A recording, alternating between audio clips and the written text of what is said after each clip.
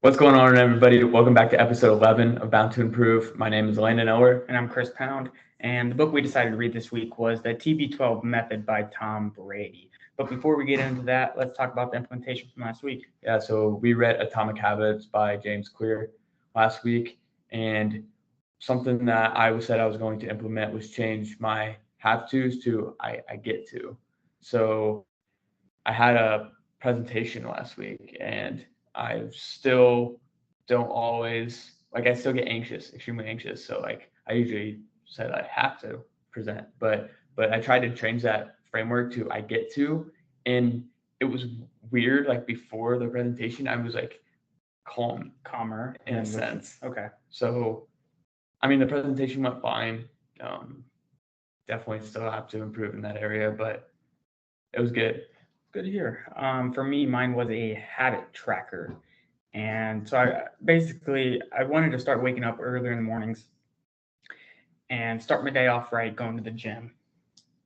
I found in the past that, after classes all day, you don't really feel like going home, changing, coming back, going to lift, and then walking back home. So now I decided that I would just go first thing in the mornings and actually have someone who's in quote unquote a contract with me in this experience. And so I've got a little whiteboard in my bedroom, and every day that it's a good day, I put a check mark. Every day it's a bad day, and I put an X.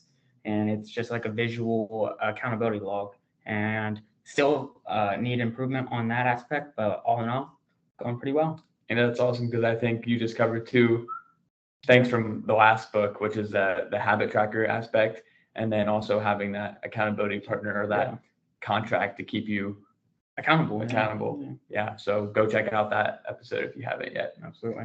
So moving into the summary of the book here. So most of you will know who Tom Brady is. He grew up in California, and he was a pretty decent athlete growing up.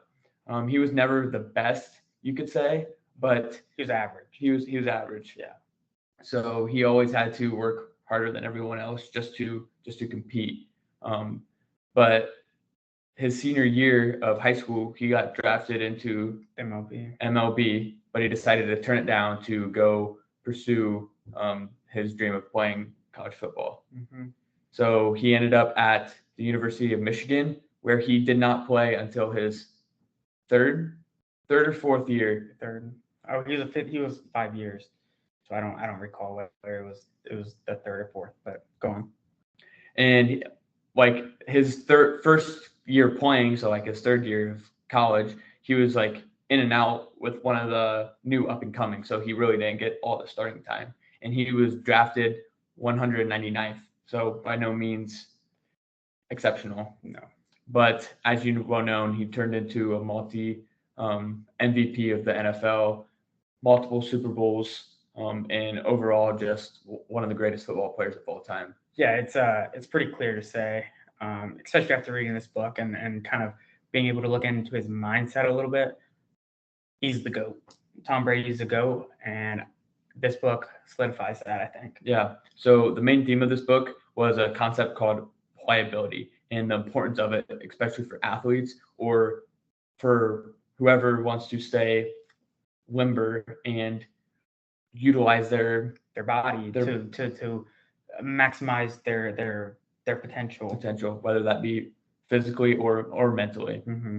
So to kick us off here, he mentioned three things. Ability allows athletes to achieve, durability allows them to continue achieving, and pliability makes both possible. And we'll get into what pliability here means once we get into the deeper chapters. Yeah, he goes into to talk about how the traditional approaches to recovery, like icing and rest and lifting and stretching, and they're not it's not all there, right? There's a piece missing, and it wasn't until he met his trainer Alex that he was able to encompass why, and so that's when he started to get into the idea of pliability. That was Alex's doing, was pliability, which is the daily lengthening and softening of the muscles in your body.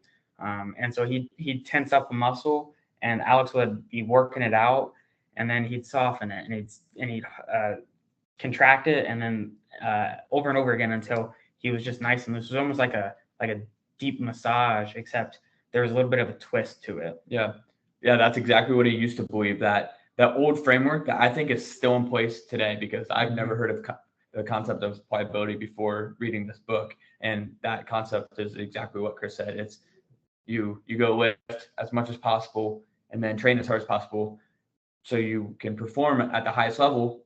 But when you get hurt, then the idea is just to rest and then go train as hard as possible again. And that just leads into a cycle where you're getting hurt continuously. Yeah, he mentioned that, he's had discomfort in his elbow and his shoulders forever. And it wasn't until he started meeting with Alex on a routine basis that he was losing like the soreness, or the soreness was no longer relevant when he was throwing. And that's when he started to notice, like, okay, maybe there's really something to this. And that's when they started really expanding on the methodology. Yeah, and he argues that it is your body ultimately. So it's up to you at the end of the day to decide how you want to take care of it. And he lays out his 12 methods to be TB12, essentially. So the first one here is that pliability is the missing leg of performance training and the most underutilized and least understood. So you can't achieve and extend peak performance solely through strength and conditioning. If you only do strength training, your muscles will already be contracted, which means they don't have the ability to absorb any excess stress. And the goal is to re-educate your brain-body connection, which continually sends messages to your muscles, which we'll hit on here once we get into the pliability chapter. The next one was the holistic and integrative training. The body is one integrated system, and everything has to be in flow and in connection with each other in order to perform at its capabilities. And moving into the next one here is balance and moderation in all things. Too much of a good thing isn't good, and too much of a bad thing is obviously bad. So you have to be able to understand that connection. Then the fourth one here is conditioning for endurance and vitality. So good health, or you have to be able to define good health. And he argues that good health to him is vitality and feeling it. Yeah, and then he talks about the functional strength and conditioning, how they're still important. Yes. But when you're able to add the other aspects of pliability into your everyday routine, those things will ultimately flourish and continue to improve on your athletic ability.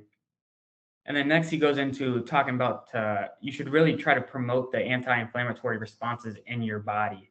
And that was an interesting point, I thought, because when you think inflammation in your body, everyone knows that when something's inflamed, it's sore and it hurts, but why, and how to kind of fix that issue. Yeah. The next one here is promote oxygen-rich blood flow, and then he says a concept known as 100% muscle pump function. So that's when muscles expand and contract at 100%, meaning your blood is getting to all parts of your muscle and really flushing out the toxins in it. Yeah. And number 8 here is proper hydration. And he says that the key to hydration is to drink at least half of your body weight in ounces per day. And being properly hydrated will actually also flush out the toxins within your body. Next one is healthy nutrition. Just as important as the pliability and water aspect is what you put into your body. Along with supplementation, which was the 10th one here. There are lots of different supplements that you can kind of take in order to make up for a nutrition that you don't necessarily get the correct or full amount that you should be. And so he takes a lot of supplements every day, and he feels that can actually help a lot of people if they just knew about the benefits from the supplements. And the 11th one is brain exercises. Just as important as you got to work out your body, you have to work out your mind. Yeah, and then lastly here, brain rest, recentering and recovering. Chapter 4. Yeah, so chapter 4 is where he goes into a deep dive of what pliability is. So we'll do our best to convey what it means to you guys. So first, pliable muscles mean that they're long, soft, capable of the muscle pump function that we just previously described. And they improve strength and promote circulation of blood and lymph to facilitate healing. So the lymph system is a way for your body to clean and eliminate toxins by draining a colorless fluid called lymph from our tissues and funneling it back into the bloodstream. So when he's putting pressure, that positive trauma, he calls it, instead of negative trauma, which means that it's intentionally exerted upon your body, he's moving it into the direction of your heart to really bring out those lymph from your muscles. So, and when that positive traumatic experience is put onto your muscles, this creates neural pathways.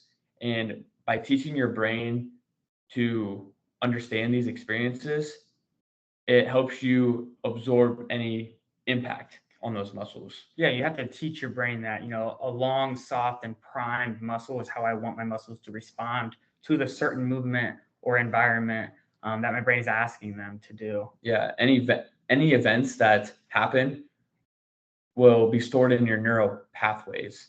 And if you can teach your muscles that positive traumatic experience, then they will be able to absorb that stressor that you're putting on your body, whether it's you getting hit in football, you running up and down the court in basketball, doing your 1 mile jog every day. Yeah, it's just if you're able to incorporate the pliability steps that he was talking about, your body will be prepared for whatever you put it through. Mm-hmm. And without incorporating pliability, muscles become tight and dense and stiff, and then they lose their pump function, which leads to an imbalance in their bodies. Imbalance leads to muscle compensation and then muscle overload, which ultimately causes injuries in the first place. Yeah, so how I kind of saw it was, and he used this analogy in the text, was if you have a piece of beef jerky that represents a muscle that is not pliable. So you go to, say, like jab at that piece of jerky and it's going to snap in half. Okay.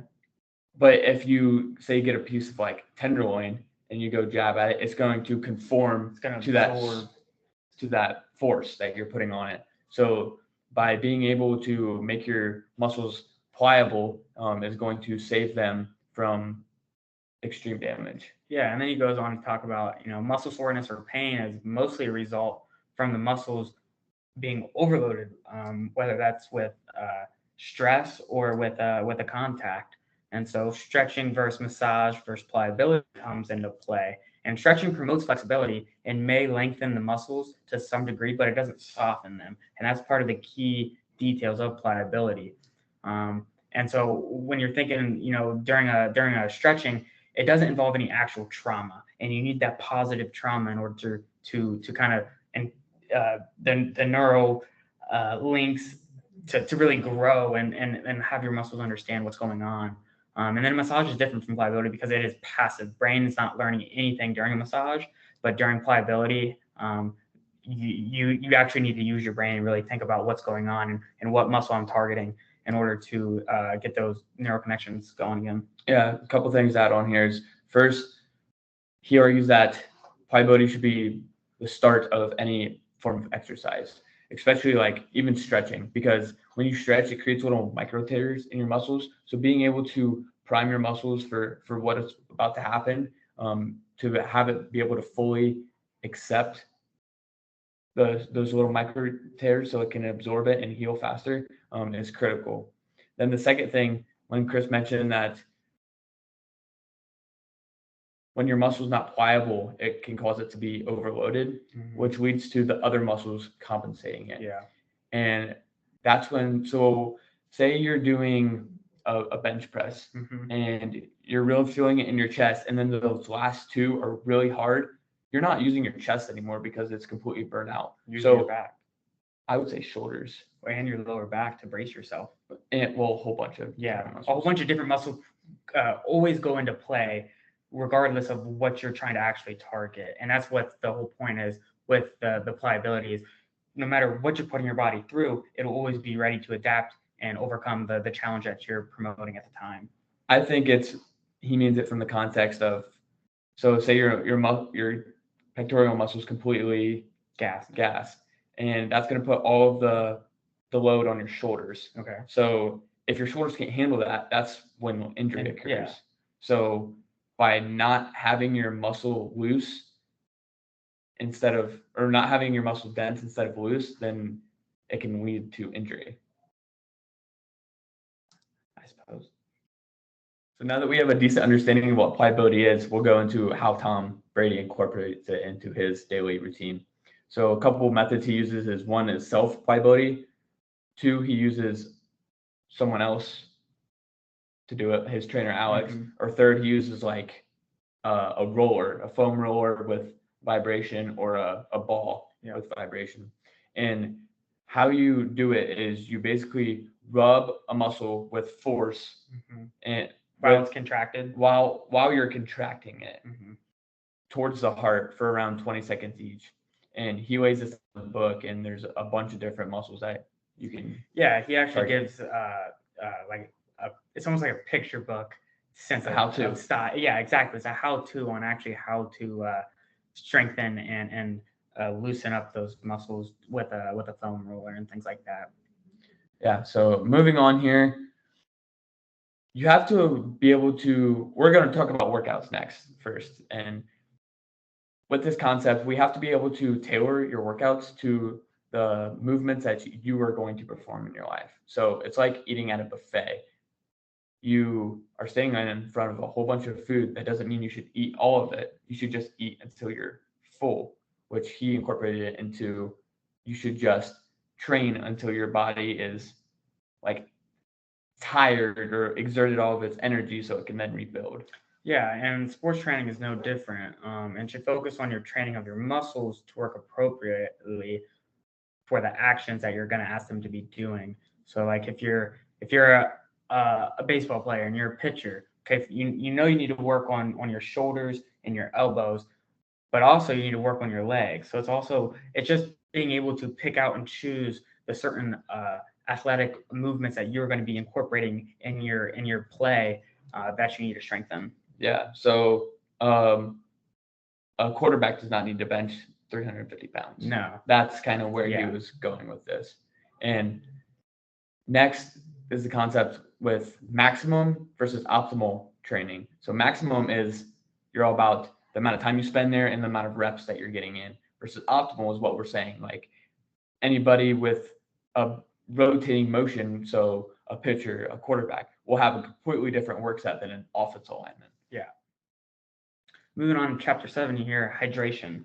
It's one of those things that people feel like they know, and that they know how to optimize that. But let's talk about electrolytes, for example. Electrolytes are essential for maintaining blood chemistry and proper nerve and muscle function.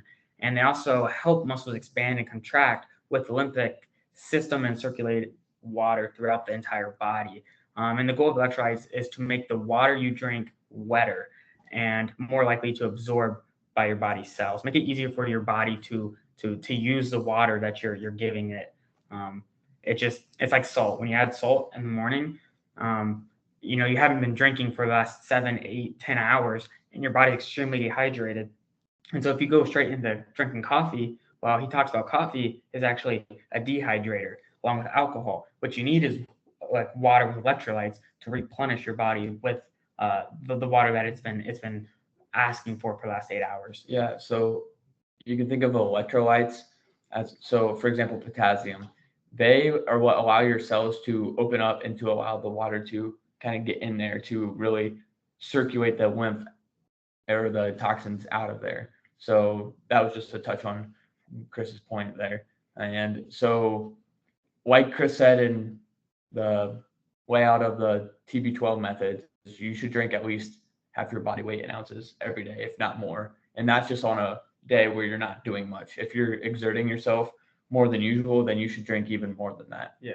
And he mentions that the best types of water are purified, mineral, and spring. And some types of water to try to avoid are distilled, carbonated, and tap, because they basically either remove all the minerals that are what make water helpful in a sense, or they're just like carbonated water doesn't do anything for you. Yeah, and there are a lot of unwanted things in tap water alone, and they could actually be harmful if you're not aware of what's the contaminants in tap water. I suggest you do some research on your own about that one. Yeah, then moving on to another important aspect of the TB12 method is nutrition. Tom Brady's philosophy is 80% plant-based and 20% animal-based, And that's not just because like he's vegan. He just argues that like vegetables are some of the key food that you can put into your body, as they contain a lot of the essential nutrients your body needs. And I know that I'm going to disagree with this, with the aspect of 20% or 80% plant-based and 20% animal-based, just in the aspect that, meats have a lot of good nutritious vitamins and materials that you need. But anyway, whatever's worked for Tom Brady obviously worked for him for a reason. And I think everybody's different too. Yeah. Like he has to be able to continuously reduce inflammation, recover as fast as possible. So maybe he's getting his new nutrients in a different way that's allowing him to perform at the best level. And you are more as you just want to work out to be healthy. Yeah. So I do agree with the fact that he says eat as much real and organic and local food as you can. There's actually a little trick that, if you have bad allergies during the springtime, instead of taking like a pill in the morning, go to your farmer's market and look for locally harvested honey. Nice. Because all the bees around you have pollinated the plants that you're feeling the allergic reaction to, and to actually counteract the feeling of the allergies in the first place. Yeah, and he says this because there's a thing called leptin, and this is a protein that governs our metabolism and creates a feeling of fullness during meals. And those real organic foods that you get from the farmer's market contain leptin, so you feel full. Whereas your bagged items like chips or crackers or cereals, for example, they don't, and they block your mind from thinking that you're full, so you end up eating more. And like I just mentioned earlier too, he argues to eat mostly vegetables, as they mitigate inflammation and create healthier muscles. Yeah, and along with eating local foods whenever possible, think about eating the seasonal foods. Warm, proper foods are higher in fats, and a good rule of thumb is to observe the seasons and eat whatever food are locally available at the climate that you're around. Like, for example, in the fall time, turkey, I suppose, would be like a good example. I don't know, just meat. I guess it's kind of hard to explain. I think he's talking more of like a fruit and vegetable. Yeah, that's what I was gonna say. Like in the summertime, eat some fruits, eat some vegetables that are of the summer, like they are harvested in the summer. Because he argues that, for example, like most of the fruit that you get in is a month old, like it's been picked a month ago, and probably has been frozen and unthawed, so most of its nutritional value is gone. And that's why he says to eat locally, as well as try to eat what foods are in season. And so when you're eating something seasonally, it's also going to be the most fresh and nutrient dense. Yeah. Next one here is to consume essential fatty acids. These are your omega-3s, which enhance your memory, and your omega-6s. And you can find these in sardines, which I know everybody probably loves, game, like your meteor game, flaxseed, walnuts, pumpkin seeds, and chia seeds. Then he talks about eating foods that are high in fiber, like fruits, vegetables, rolled oats, and whole grains of things like that. And lastly is to eat a variety of foods. Try not to keep your diet the same, because you're probably lacking in one key area or another. So then he goes into the don'ts. And right away, he talks about the refined carbohydrates, junk food, and fast food. Avoid unhealthy fats, trans and saturated fats. Trans fats create inflammation and are actually linked to heart disease and diabetes, along with strokes. Yeah. And here, this one might be a little controversial, I would say, because I haven't really heard of it. He said go organic with grass-fed dairy, otherwise limit it, because dairy products protein increases inflammation. So it's very high in protein, as it contains a lot of amino acids, but that trade-off is it creates or allows for more inflammation. Yeah, it's counterintuitive, counterproductive. Yeah, exactly. Limit salt. Salt elevates blood pressure and interferes with our ability to eliminate the toxins and waste from our cells. Yeah, and the last two here are to limit caffeine and alcohol. Essentially, these are dehydrating properties. So you have to work double time in order to get your body back in shape from what it was. And he says that coffee's okay as long as it's in small amounts. And he also has a beer or two essentially whenever he's at social gathering, but he works doubly as hard to make sure he gets that water back into him. So the last thing we'll say here for the second last thing we'll say here for nutrition is you have to be wary about the last time you're eating. So I know everybody likes their bedtime snacks, but he argues that you shouldn't eat at least 3 hours before bed because it affects your sleep. In a sense that your body is trying to recover, but it can't if your body is in the process of digesting the food. And then the last thing here is to talk about a couple of the supplements to consider. I think you just list them here. Yeah, multivitamin, vitamin D, D2 and D3, vitamin B complex and trace minerals, antioxidants, essential fatty acids, protein powder, and probiotics. Yeah. So I think this is the last chapter here, and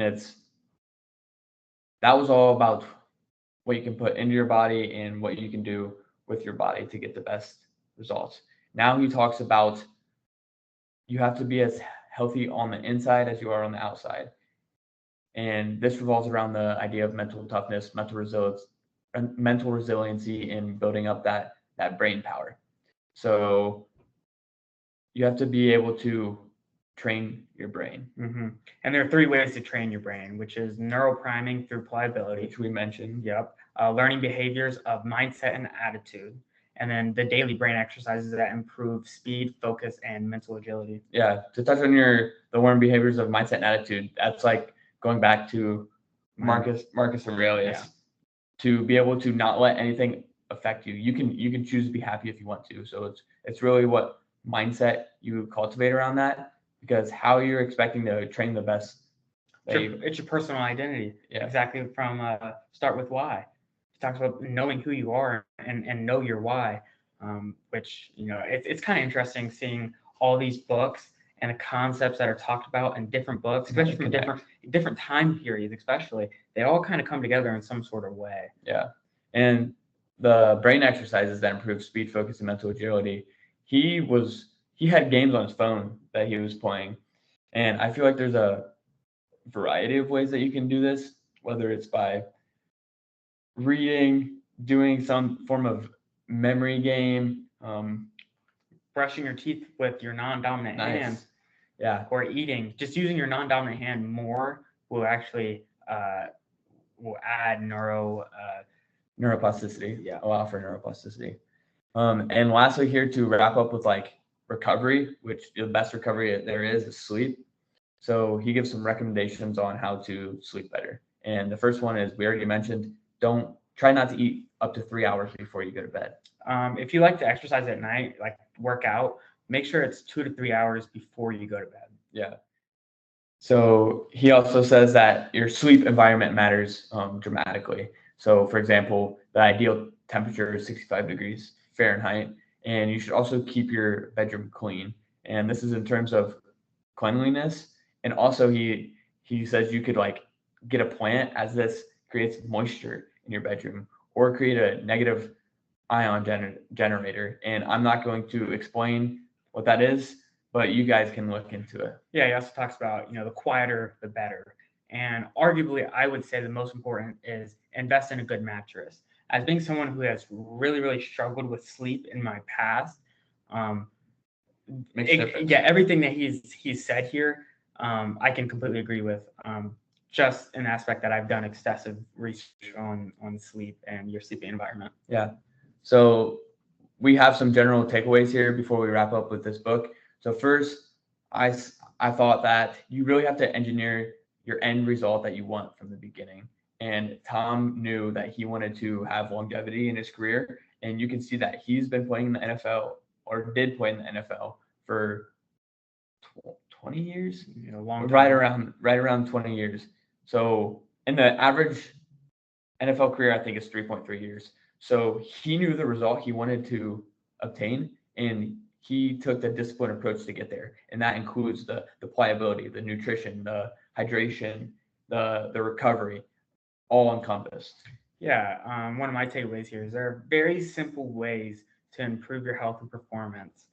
You just have to be willing to do it in the first place. Understand where you want to be and have a plan on how you want to get there and the systems that you're going to follow in order to achieve the goals that you set out on. Those habits. Atomic habits. And that's my next one, actually. It's just about atomic habits.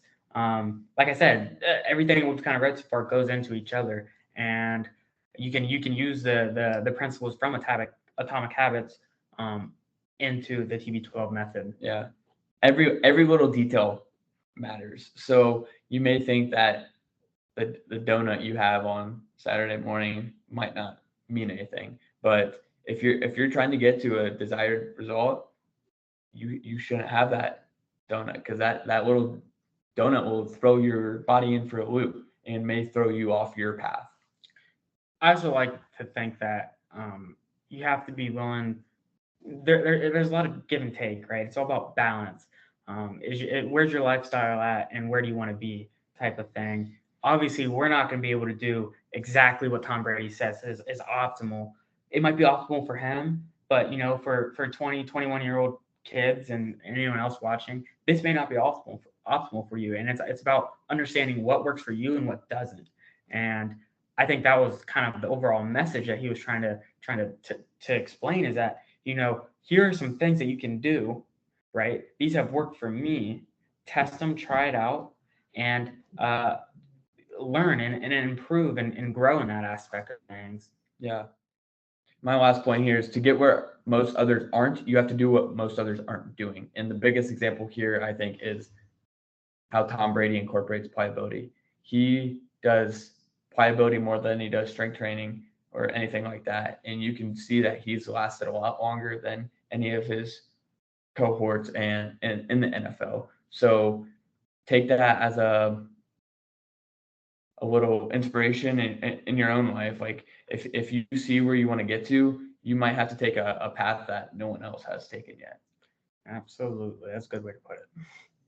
So moving on to implementations from TB12 method, mine one is to just incorporate pliability. I've had some pain in my lower back and my shoulder and my knee. So I'm going to just stick with it, I think, for a couple months and just see how I feel, because can't hurt at all.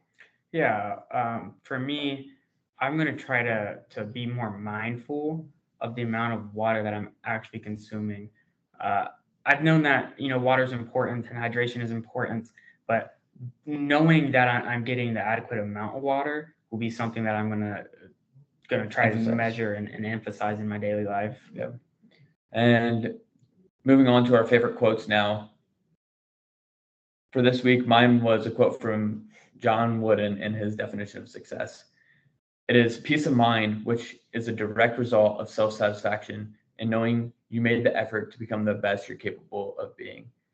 Basically, who do you want to be? Mm-hmm. And how, if you know that answer, engineer that result from the very beginning. And that was actually my quote as well. However, I found a new one from Tom Brady. Nice. That goes, how you take care of yourself and maintain your health and avoid injuries is up to you, right? If you're really serious and really committed to optimizing your health and your abilities, then you will do what you have to in order to get to that goal and to that reward. If not, you'll be complacent and be exactly where you were yesterday. You'll be there today, and you'll probably be there tomorrow as well. Yeah. Who do you want to be, and what does longevity look like to you? That's pretty much the TB12 method. To give you a little preview, next week we are going to be reading The Courage to Be Disliked by Ichiro Kishimi. And that wraps up our episode on the TB12 method. We just want to thank you all for tuning in. Follow our social medias, Instagram, TikTok at Bound to Improve. We're on Spotify, Apple Music, and YouTube. So thanks for tuning in this week. And we'll see you next week.